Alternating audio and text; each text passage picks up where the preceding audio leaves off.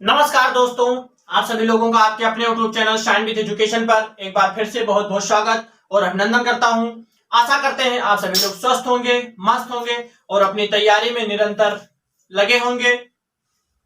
पिछली क्लास में हम लोग पढ़े थे बादल के बारे में, जिसमें निचले मेघ, मध्य मेघ और उच्च मेघ के बारे में पढ़े थे और उनके प्रकार को पढ़े थे। आज की क्लास में हम लोग पढ़ेंगे महासागर के बारे में। तो बिना किसी देरी के हेडिंग डालिए महासागर। सबसे पहले हम लोग समझेंगे, फिर समझते हुए पॉइंट को नोट करते हुए चलेंगे। हेडिंग डालिए महासागर।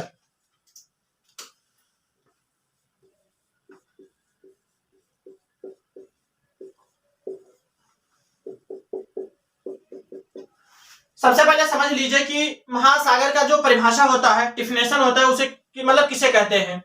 तो एक बड़ा जलीय भाग जो महाद्वीपों से घिरा हो, एक बड़ा जलीय भाग जो महाद्वीपों से घिरा हो महासागर कहलाता है। महासागर के जो जल होते हैं वो लवणीय होते हैं। तो सबसे पहले डिफिनेशन को नोट कर लीजिए।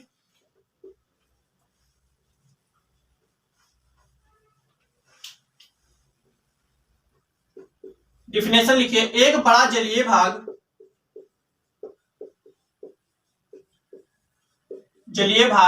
जो महाद्वीपों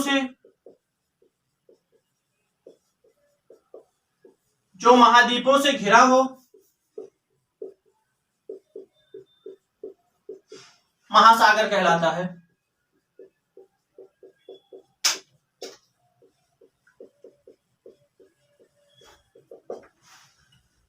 नेक्स्ट पॉइंट नोट कर लीजिए, इसका जो जल होता है वो लवणीय होता है। इसका जल लवणीय होता है।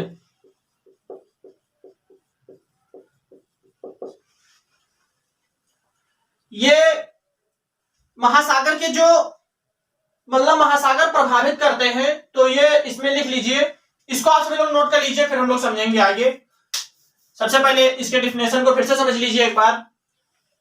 एक बड़ा जलीय भाग जो महाद्वीपों से घिरा हो उसे ही महासागर कहा जाता है।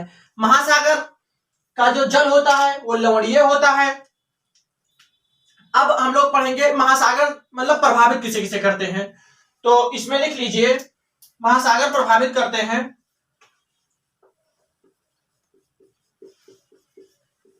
महासागर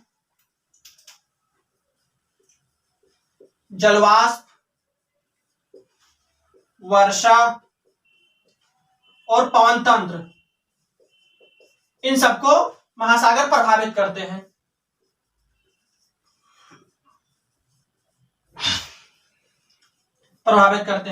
इसको आप सभी लोग नोट कर लीजिए। फिर हम लोग पढ़ेंगे कि महासागर से होने वाले जो लाभ होते हैं उनके बारे में। तो सबसे पहले इसको आप सभी लोग नोट कर लीजिए, फिर हम लोग महासागर के लाभ के बारे में पढ़ेंगे।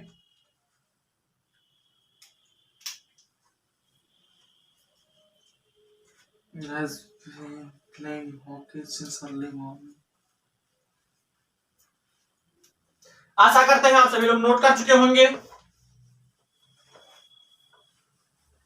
हेडिंग डालिए महासागर के लाभ।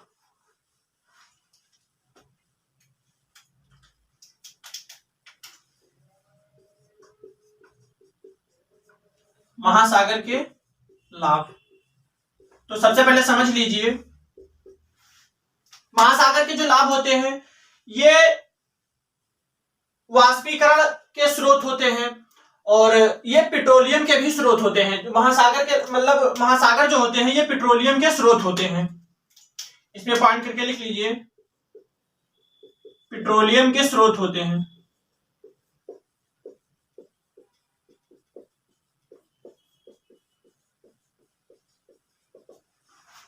ये समुद्री भोजन और मछली का भी एक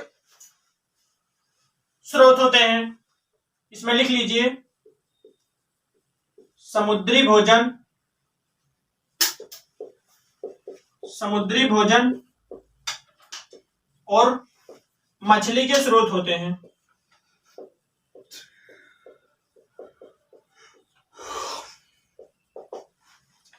नेक्स्ट लिख लीजिए कार्बन के आकर्षक होते हैं।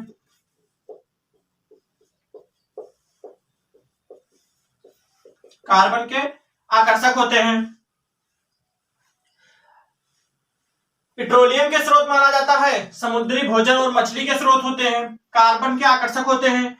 इसमें लिख लीजिए कि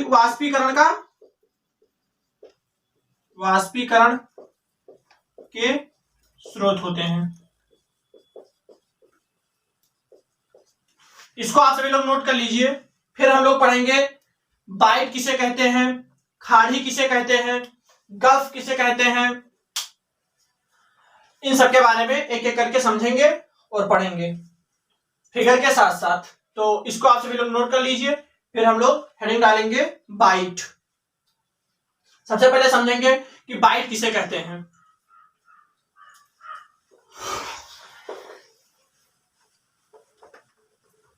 हेडिंग डालिए बाइट।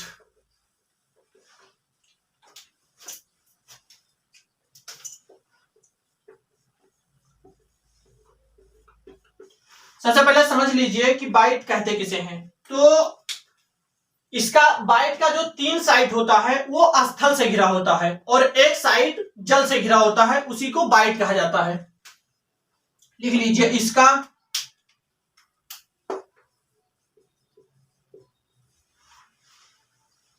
इसका 3 साइड स्थल से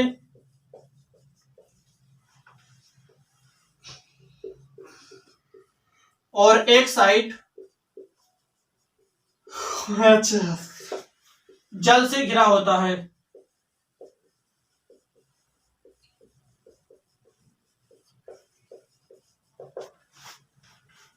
इसका फिगर ऐसे समझ लीजिए, ऐसे होता है। ये 3 साइड जो होते हैं ये स्थल से और एक साइड जल से घिरा हुआ होता है।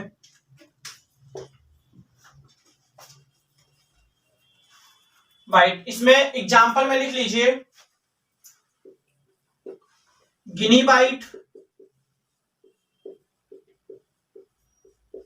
और दक्षिण अफ्रीका बाइट।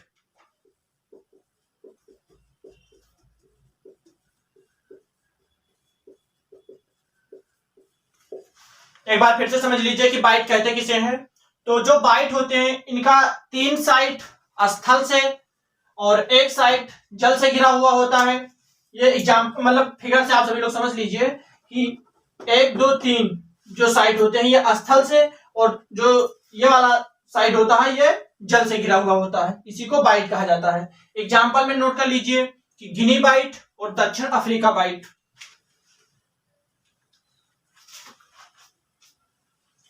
इसको सभी लोग नोट कर लीजिए और फिगर को बना लीजिए। फिर हम लोग पढ़ेंगे खाड़ी के बारे में। वे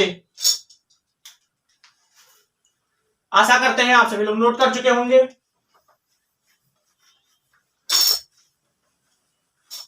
हेडिंग डालिए खाड़ी। खाड़ी को इंग्लिश में बे कहते हैं।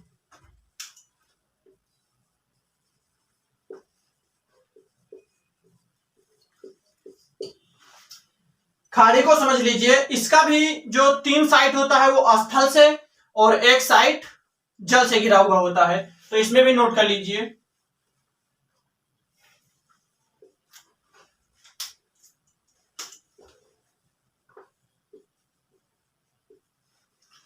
इसका 3 साइड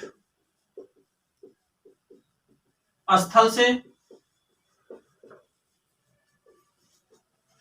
और एक साइड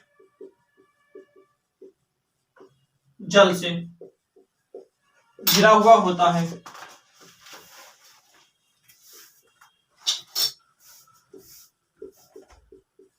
घिरा हुआ होता है। इसका फिगर बना लीजिए। जो खाड़ी का फिगर होता है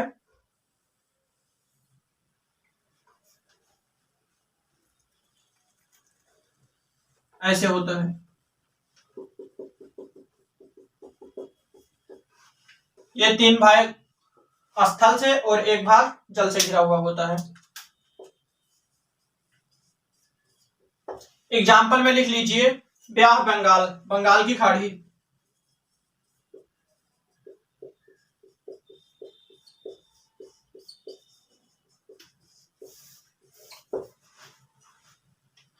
आशा करते हैं आप लोग समझ चुके होंगे खाड़ी किसे कहते हैं। एक बार फिर से समझ लीजिए, खाड़ी जो होता है इसका 3 साइड स्थल से और 1 साइड जल से घिरा हुआ होता है। एग्जाम्पल में बंगाल की खाड़ी से आप समझ लीजिए, इसको आप सभी लोग नोट कर लीजिए।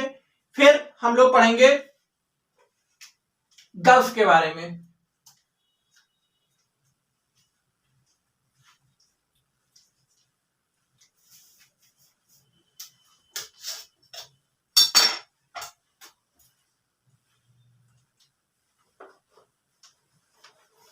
आशा करते हैं आप सभी लोग नोट कर चुके होंगे।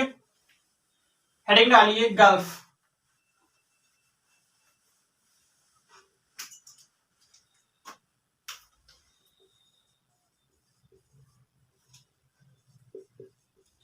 गल्फ जो होते हैं ये भी खाड़ी की तरह होते हैं, इनका भी 3 साइड स्थल से और 1 साइड जल से घिरा हुआ होता है।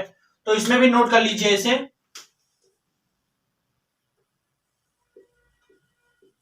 इनका भी 3 साइड स्थल से और 1 साइड जल से घिरा हुआ होता है।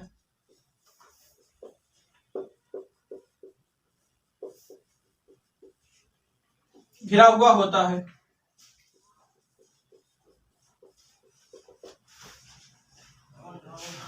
इसका फिगर बना लीजिए।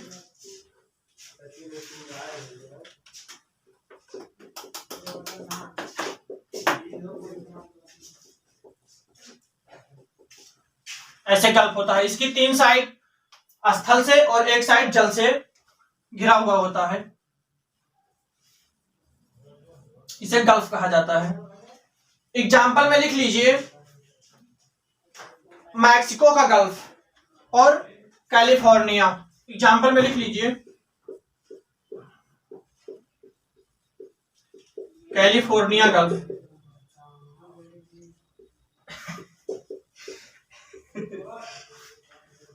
आशा करते हैं आप सभी लोग समझ गए होंगे कि गल्फ कहते किसे हैं।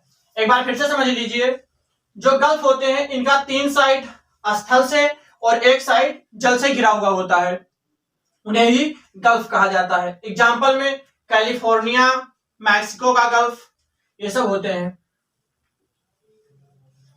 इस क्लास में बस इतना ही। अगली क्लास में हम लोग पढ़ेंगे क्रीक, द्वीप और कटक गर्त क्या होते हैं, इनका सबका कैसे निर्माण होता है, कैसे इनका फिगर होता है, क्या क्या होते हैं, इनके सब के बारे में हम लोग अगली क्लास में पढ़ेंगे। इस क्लास में बस इतना ही। आशा करते हैं आप सभी लोगों को क्लास अच्छी लगी होगी। क्लास कैसे लगी कमेंट बॉक्स में बताना ना भूलें। इस क्लास को अपने सभी दोस्तों में शेयर करें, सब्सक्राइब करें और लाइक करें। बेल आइकन दबाना ना भूलें, जिससे कि हमारे क्लास का नोटिफिकेशन आप सभी लोगों तक सबसे पहले पहुंचे। जय हिंद, जय भारत। मिलते हैं अगली क्लास में एक नई उत्साह के साथ।